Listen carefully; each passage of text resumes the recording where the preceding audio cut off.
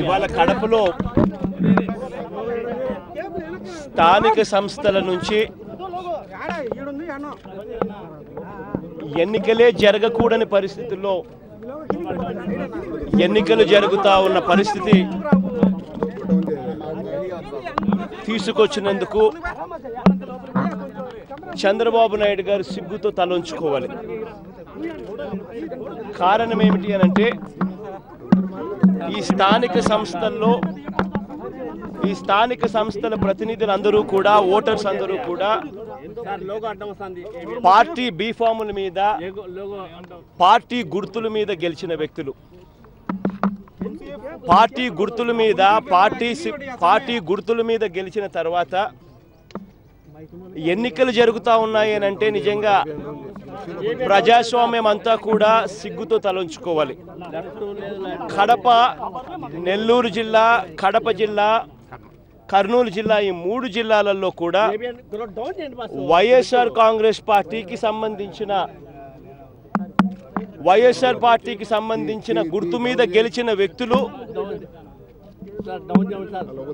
Telugu Desam party గుర్తు మీద గెలిచిన వ్యక్తుల కన్నా చాలా ఎక్కువ.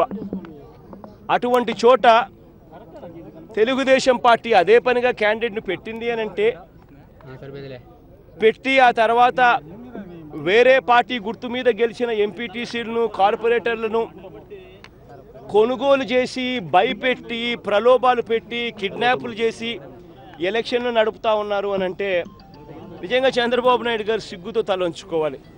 ఇదే కడప జిల్లాలో వైఎస్ఆర్ పార్టీ గుర్తు మీద గెలిచిన ఓటర్సు మొత్తం 841 మంది ఓటర్లు ఇవాళ ఉంటే అందులో 521 మంది ఓటర్సు వైఎస్ఆర్ కాంగ్రెస్ పార్టీ గుర్తు మీద గెలిచిన వాళ్ళు.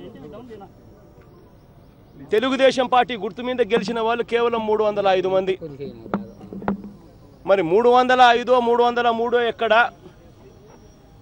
521 మంది అయినా కూడా చంద్రబాబు నాయుడు గారు ఇక్కడ పోటీ పెట్టి కార్పొరేటర్ల దగ్గర నుంచి, ఎంపీటీసీల దగ్గర నుంచి అందరినీ కూడా డబ్బెంత, మీ విలువెంత అని చెప్పి వ్యక్తిత్వానికి లెక్కగట్టి కొనుగోలు చేసి, వినని వాళ్ళను కిడ్నాపులు చేసి, వినని వాళ్ళను భయభ్రాంతులను చేసి, ఇంత దారుణంగా ఎలక్షన్స్ చేసి నిజంగా ప్రజాస్వామ్యం నిజంగా చంద్రబాబు నాయుడు గారి ఆధ్వర్యంలో ఇంత దారుణమైన ప్రజాస్వామ్యంలో ఆంధ్ర రాష్ట్రం బతుకుతూ ఉంది అని అంటే నిజంగా చంద్రబాబు నాయుడు గారు సిగ్గుతో తలంచుకోవాలి. ముఖ్యమంత్రి స్థానంలో ఉండి ప్రజాస్వామ్యాన్ని కాపాడవలసిన వ్యక్తి ప్రజాస్వామ్యాన్ని తూట్లు పొడుస్తూ, అవహేళన చేస్తూ, ప్రజాస్వామ్యంలో మీకు విలువెంత అని చెప్పి డబ్బులతో కొనుగోలు చేసే పరిస్థితి వచ్చిందనంటే నిజంగా సిగ్గుతో తలంచుకోవాలి. ఇంకో విషయం, నేను కలెక్టర్ గారు మాట్లాడుతూ విషయం చెప్పారు సార్.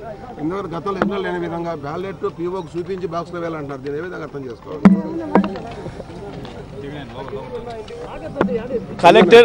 కలెక్టర్ గారు నిజంగా గన మీరు అన్న మాట గన అని ఉంటే నిన్న కలెక్టర్ గారు గన ఫోల్డ్ చేసిన బ్యాలెట్ ను పీఓకి చూపించి దానిపైన ఒక ఎంబ్లమ్ ఉంటుంది, కింద పీఓ సిగ్నేచర్ ఉంటుంది. ఆ 2 సిగ్నేచర్లు పీఓకి చూపించిన తర్వాత దానికి ఒక ఎంబ్లమ్ వస్తుంది. బ్యాలెట్ మర్చిన తర్వాత బ్యాక్ సైడ్ చూపించి బాక్స్ లో అయిపోతుంది. నిజంగా కలెక్టర్ గారు గన రూల్స్ ను అధిగమించి నిజంగానే కలెక్టర్ గారు గన చెయ్యకూడని పని చేస్తే మాత్రం ప్రజాస్వామ్యంలో ఇంకా ఒక అడుగు దిగజారిపోయినట్టుగా, వ్యవస్థలు కొలాప్స్ అవుతా ఉన్నట్టుగా క్లియర్ కట్గా కూడా అర్థమయ్యే పరిస్థితి. పైన దేవుడు ఉన్నాడు, ప్రజల గుండెల్లో అభిమానం, ప్రేమ ఇంకా బతికే ఉన్నాయి, మంచితనం ఇంకా బతికే ఉంది. పైనుంచి దేవుడు ఆశీర్వదిస్తాడు, ప్రజలు దీవిస్తారు.